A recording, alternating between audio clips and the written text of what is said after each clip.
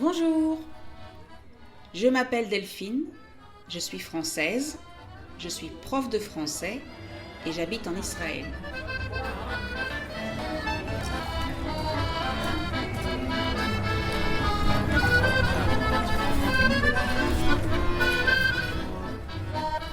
Je veux vous aider à parler mieux en français. Mais pour parler mieux, il faut aussi écouter et comprendre. Donc, bienvenue sur le podcast French to Go, un podcast tout en français où je parle de ma vie au quotidien.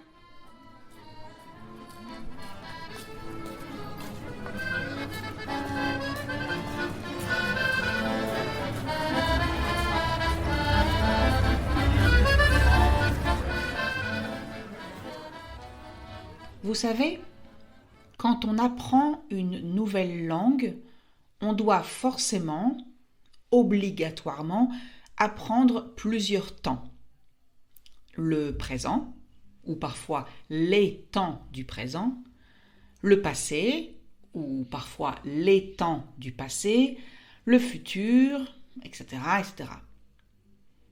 Et quand dans notre langue maternelle, il y a moins de temps que dans la langue qu'on apprend, on peut se sentir un peu perdu, ou même vraiment perdu.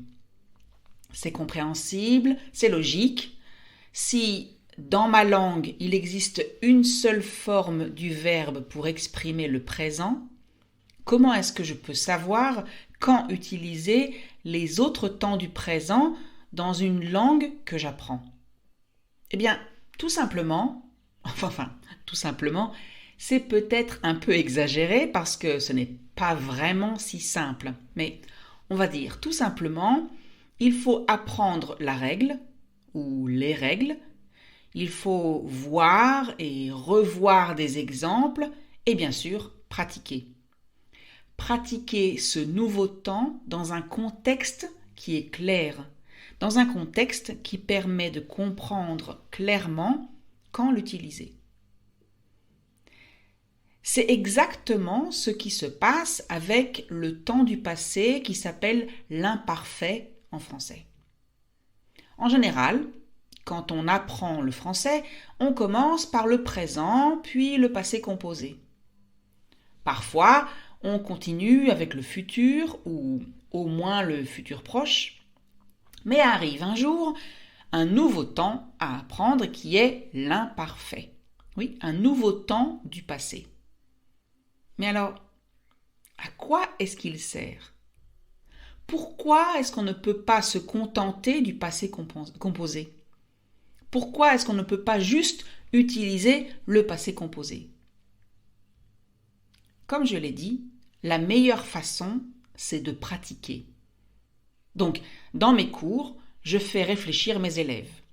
Je leur pose des questions pour qu'ils me répondent à l'imparfait. Et comme l'imparfait permet, entre autres, de parler des habitudes et des situations du passé, on a parfois des discussions très intéressantes dans mes cours. Dernièrement, je leur ai demandé de comparer la télé, donc la télévision, il y a 40 ans, et la télé aujourd'hui. Alors, bien sûr, on peut parler du téléviseur. D'abord, vous savez ce que c'est un téléviseur? En fait, le téléviseur, c'est l'appareil qu'on achète et qu'on met généralement dans le salon, dans la chambre, parfois. Donc, si on compare les téléviseurs, alors il y a 40 ans, ils étaient gros, assez petits, et aujourd'hui, ils sont de plus en plus grands et de plus en plus plats. Et bien sûr, ils sont intelligents. On peut aujourd'hui surfer sur Internet à la télé. Et on peut regarder beaucoup de choses très différentes. Les chaînes classiques, les chaînes spécialisées, Netflix, Disney, etc., etc. Et en fait, si on y réfléchit bien, cette petite révolution a changé notre façon de regarder des programmes et même notre caractère. Hein? Quoi? Mais qu'est-ce que tu racontes, Delphine? Alors, vous n'avez rien compris? Attendez, je vous explique. Vous allez voir, c'est très simple. Et pour ça, je vais vous donner un exemple très concret et très personnel. Je suis née et j'ai grandi en France. Et comme j'ai 50 ans aujourd'hui, eh bien, je regardais déjà la télé il y a 40 ans. Je me souviens très bien que je regardais à une époque une célèbre série américaine, Dallas. Alors, si vous avez mon âge, ou plus, vous savez certainement de quoi je parle. Et si vous êtes plus jeune, imaginez une mauvaise telenovela américaine, d'accord et en plus, comme c'était en France, enfin comme je regardais cette série en France, elle était doublée en français. Donc, alors vraiment aucun intérêt. À part peut-être apprendre 2-3 choses sur le Texas et découvrir une culture américaine pour moi inconnue, j'ai surtout vu des disputes entre frères, entre belles-sœurs, des mariages, des divorces, des alcooliques, etc., etc. Et je n'ai même pas appris ou amélioré mon anglais. Comme je vous l'ai dit, en France, la série était doublée en français. Mais pourquoi est-ce que je vous parle de cette série ? Tout simplement parce que chaque épisode donnait envie de voir le suivant. Ça, les Américains ont toujours réussi à le faire. Mais le problème, c'est qu'il fallait attendre une semaine. Une semaine pour voir le prochain épisode. Et si vous ne pouviez pas le voir pour une raison ou pour une autre, eh bien, c'était raté. Vous ne pouviez pas revoir l'épisode. Si je disais ça à un jeune d'aujourd'hui, il me regarderait sans comprendre. Eh ben oui. Pourquoi ? Parce que aujourd'hui, tout ça semble incroyable. C'est impossible aussi de comprendre qu'à l'époque, le soir, on pouvait choisir uniquement entre 3 films, au mieux. Un sur chaque grande chaîne. Et si aucun film ne vous semblait intéressant, eh ben, tant pis pour vous. Aujourd'hui, avec le câble, Netflix et toutes les autres chaînes et autres, vous pouvez choisir un film ou une série parmi des dizaines, des centaines même. Vous pouvez voir et revoir la même émission télé que vous aimez. Vous pouvez regarder depuis le début une émission qui est en cours à la télévision au même moment, qui est diffusée à ce moment-là à la télé. Et bien sûr, vous pouvez voir le film ou la série quand vous voulez. Et bien sûr, si je veux voir tous les épisodes d'une série, je peux le faire sans m'arrêter. Je peux les regarder quand je veux. Je peux en voir 20 par jour, si ça me dit.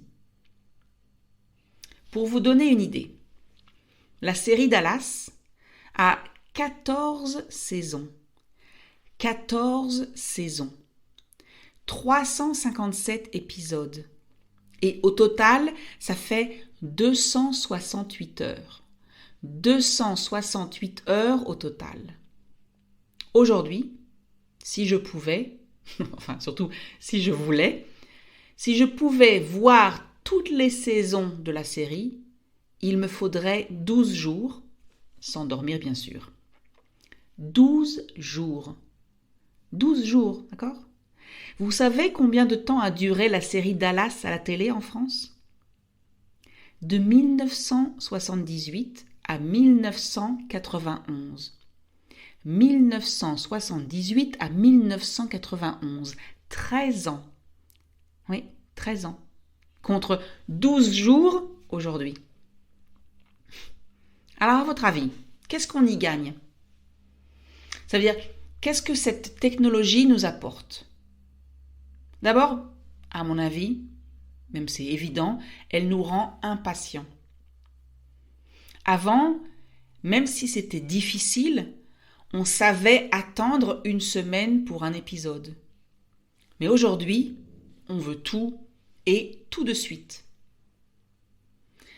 Mais d'un autre côté, on peut voir beaucoup de choses. On peut voir des documentaires, des séries, des films, des reportages, des émissions et dans toutes les langues du monde, ou presque. Autre grand changement entre donc il y a 40 ans et aujourd'hui, la musique. Alors, je ne veux pas parler des styles de musique, même si, bien sûr, ça aussi, ça a changé. Non, en fait, je veux parler de la façon d'écouter et de consommer de la musique. Il y a 40 ans, on entendait des chansons à la radio. Si on aimait un chanteur, un groupe ou un compositeur, etc., on achetait un disque. En français, on appelait ça un 45 tours, un petit disque noir avec une chanson d'un côté et une chanson de l'autre. 2 chansons, c'est tout. Qu'on écoutait encore et encore et encore et encore. On pouvait bien entendu acheter l'album, d'accord, avec beaucoup plus de chansons. Et puis ensuite, les CD sont arrivés. Mais il fallait quand même aller acheter le CD et puis il y avait un certain nombre de chansons dessus, donc sur le CD. Parfois, on aimait seulement 2 ou 3 chansons de ce chanteur ou de ce groupe. Mais on avait un CD avec toutes les chansons. Aujourd'hui, bien sûr, il y a YouTube, Spotify, etc., etc. Et on écoute ce qu'on veut. On ne paye rien, ou presque. La musique est disponible instantanément. Depuis que YouTube existe et que je n'ai plus de lecteur de CD, donc un lecteur de CD, c'est la machine qui permet d'écouter un CD. Donc, depuis ce temps-là, j'écoute rarement plus de 3 ou 4 chansons du même chanteur ou du même groupe. Par contre, je découvre chaque jour de nouveaux chanteurs, de nouveaux groupes. Mais ce n'est pas juste la technologie qui a changé. Parlons du café, par exemple. Oui, à votre avis, qu'est-ce qu'on buvait comme café à la maison il y a 40 ans et aujourd'hui? Et dans les cafés?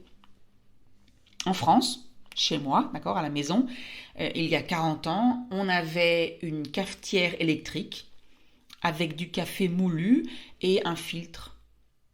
On buvait du café le matin, parfois avec du lait, parfois sans, ça dépend des personnes. On buvait bien sûr du café après le déjeuner, un espresso, d'accord? Mais en fait, un espresso qu'on buvait au café, ou bien à la maison, un café de la même cafetière électrique. Ensuite, je me souviens qu'on a eu la cafetière à pression, la French press, comme on l'appelle à l'étranger. Et aussi, bien sûr, le Nescafé. En fait, c'est du café soluble, donc des petits grains de café qu'on mélangeait, enfin qu'on mélange toujours puisque ça existe encore, et donc avec de l'eau chaude et ensuite avec du lait si on voulait. Et aujourd'hui, à la maison, les gens ont de plus en plus de machines à café qui imitent, qui ressemblent aux machines des cafés. On peut boire un vrai espresso à la maison ou un vrai cappuccino. On peut faire mousser le lait, ça veut dire faire monter le lait. Et puis on peut varier les styles de café. Si on a des invités à la maison, chacun peut boire le café qu'il aime. Chacun peut boire un café différent. Et, attendez, je n'ai même pas encore parlé du lait. Alors avant, d'accord, en France, quand j'étais petite, je me rappelle qu'on avait du lait entier, du lait demi-écrémé et du lait écrémé. Alors bien sûr, pasteurisé en briques, d'accord. Aujourd'hui, là où j'habite, d'accord, on boit du lait frais, d'abord. Et quand je vais au supermarché, j'ai toutes les couleurs de lait possibles. qu'est-ce que je veux dire par toutes les couleurs de lait possibles? Eh bien, il y a du lait, on va dire, normal, d'accord? Du lait avec moins de matière grasse, du lait avec moins de lactose, du lait sans lactose. On a aussi du lait d'amande, du lait de soja, du lait d'avoine, du lait de riz, enfin, si on peut appeler ça du riz, du lait, et aussi plein d'autres sortes de lait que je ne connais même pas. Et du lait comme pour les baristas, par exemple. D'accord? Je ne sais pas exactement ce qu'on fait avec toutes ces sortes de lait. D'accord? Et à mon avis, il y a presque plus de sortes de lait que de sortes de café. Voilà. On pourrait parler encore des heures et des heures des différences entre le passé et aujourd'hui. On pourrait parler des appareils photos, oui, et de la façon dont on prend et on garde les photos aujourd'hui, et comment est-ce qu'on prenait des photos avant et qu'est-ce qu'on faisait avec les photos après. On pourrait parler des voyages à l'étranger, oui. On pourrait parler de l'école, on pourrait parler des moyens qu'on avait pour payer il y a 40 ans et de la façon dont on paye aujourd'hui. On payait avec des chèques, Aujourd'hui, on paye avec son téléphone ou sa montre. Et vous savez quoi? Vous ne l'avez peut-être pas remarqué, mais chaque fois que j'ai parlé du passé dans cet épisode, j'ai utilisé l'imparfait. Eh oui, l'imparfait. Maintenant, il ne vous reste plus qu'à réécouter. Oui, il ne vous reste plus qu'à écouter à nouveau cet épisode. Allez, passez une bonne semaine.